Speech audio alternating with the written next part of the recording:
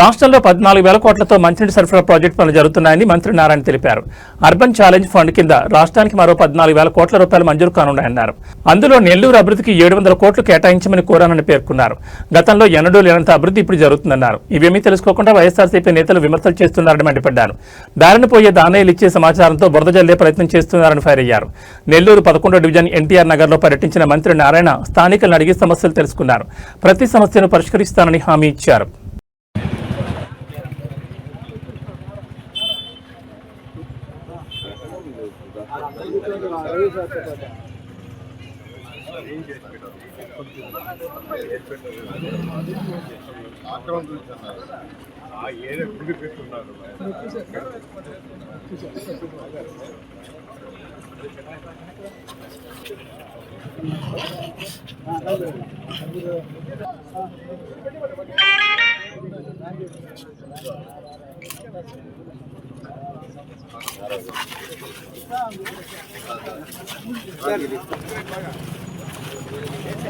కొంచెం గ్యాప్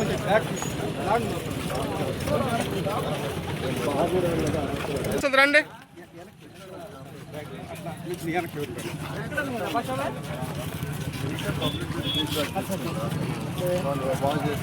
ఈడొకడు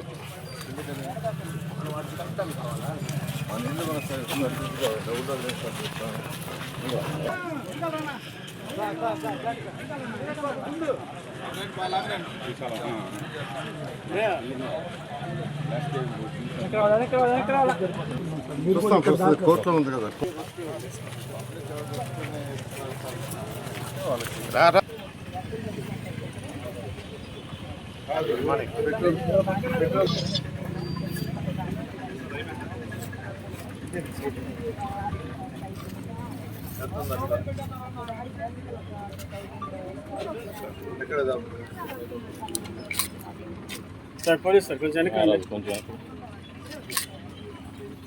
అందరికీ నమస్కారాలండి. ఈరోజు 11వ డివిజన్లో ప్రజాప్రతినిధులు, ఇక్కడ ఉన్న ప్రజలు కొన్ని రిక్వెస్ట్లు పెట్టారు. సార్, కొన్ని స్థలాలు ఉన్నాయి, ఆ స్థలాలు పట్టాలు ఇప్పించండి అని. ఇక్కడ పల్లిపాలెం కదా, పల్లిపాలెంలో తిరిగేటప్పుడు ఒకసారి ఎలక్షన్ ముందు తిరిగాను, ఎలక్షన్ తర్వాత కూడా తిరిగాను. మేము ఎంతో కాలం నుంచి ఇక్కడ సేద్యం చేసుకుంటూ ఇది ఉన్నాము, మాకు పట్టాలు ఇప్పించండి. దాని మీద వాళ్ళ అధికారులకి ఆదేశించాను. దాని వెంటనే ఒక వారంలో స్టడీ చేసి ఏ విధంగా వాళ్ళకి పట్టాలు ఇవ్వచ్చు అంటే, ఏదైనా ఒక వ్యక్తికి పట్టాలు ఇవ్వాలంటే ప్రభుత్వంలో కొన్ని రూల్స్ రెగ్యులేషన్స్ ఉంటాయి. ఏ రూల్ కింద ఇవ్వచ్చో దాన్ని స్టడీ చేయమన్నాను. అవసరమైతే దాన్ని క్యాబినెట్కి అనేది తీసుకుపోయి ముఖ్యమంత్రి గారి దగ్గర శాంక్షన్ చేయడానికి వీలైతే చేయటం. అంటే జనరల్గా ఎండోమెంట్స్ వర్క్ బోర్డు స్థలాలు అయితే కష్టం. ఎండోమెంట్స్ వర్క్ బోర్డులకి కోర్టు ఇచ్చిన ఆదేశాల ప్రకారం వాటిని ఇవ్వాలంటే కష్టం.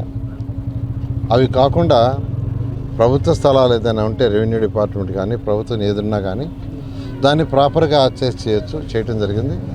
అదేవిధంగా ఇక్కడ ఇరిగేషన్ ఒకటి ల్యాండ్ ఉంది, అది డిస్ప్యూట్ కోర్టులో ఉంది. అది కోర్టు తెలిసిన తర్వాత దాని మీద మాట్లాడుతుంది. కోర్టులో ఉండేటప్పుడు దాన్ని మాట్లాడకూడదు. అదేవిధంగా ఇక్కడికి వచ్చినప్పుడు ఒక 2-3 చెప్పారు, మేము ఎంతో కాలం నుంచి ఇక్కడ ఉంటున్నాం సార్, మాకు పట్టాలు లేవు. మీరు భగత్ సింగ్ కాలనీలో 1400 మంది పట్టాలు ఇప్పించారు, మరొక దగ్గర ఇంకొక 20 మందికి ఇప్పించారు, ఇంకో దగ్గర 40 మందికి ఇప్పించారు. మాకు కూడా పట్టాలు ఇప్పించమని ఇప్పుడు 2 రిక్వెస్ట్ చేశారు 2 స్థలాలు. అది కూడా యాక్చువల్గా స్టడీ చేయమని ఇప్పుడే ఇక్కడ ఎంఆర్ఓ గారికి తర్వాత ఆ కన్సర్న్ డిపార్ట్మెంట్ వాళ్ళకి చెప్పాను.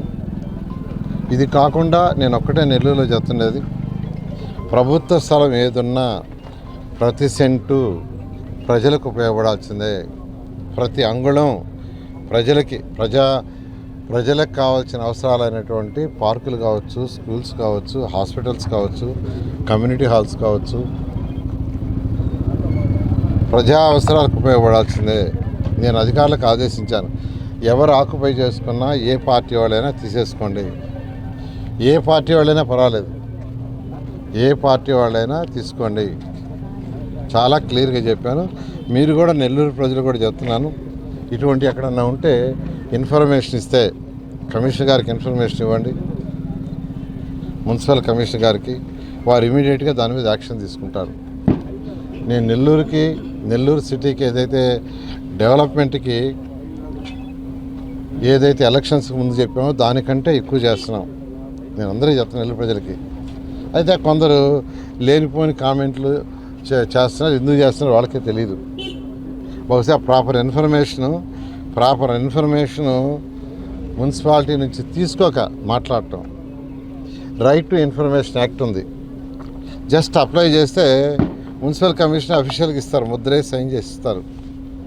కాబట్టి కామెంట్ చేసేవాళ్ళు డేటా మున్సిపల్ కమిషనర్ దగ్గర రైట్ టు ఇన్ఫర్మేషన్ యాక్ట్లో తీసుకొని 1-10 సార్లు చెప్తున్నాను, తీసుకొని దాని మీద మాట్లాడండి.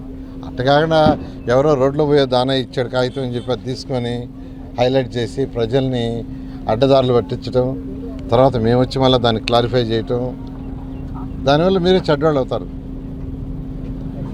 నేను చాలా క్లియర్గా చెప్తున్నాను, 2014-19లో నెల్లూరు కార్పొరేషన్కి 5,500 కోట్లు ఖర్చు పెట్టాం. ఈసారి అంతకంటే ఎక్కువ ఖర్చు పెడుతున్నాం. యూసీఎఫ్ అనే ఒక ఫండ్ కేంద్రం రాష్ట్రం కలిసి సపోర్ట్ చేస్తుంటే దానికి నేను 700 కోట్లు పెట్టించాను. నిన్నే మరొక 700 కోట్లు డ్రైన్స్ రోడ్స్కి పెట్టించాను.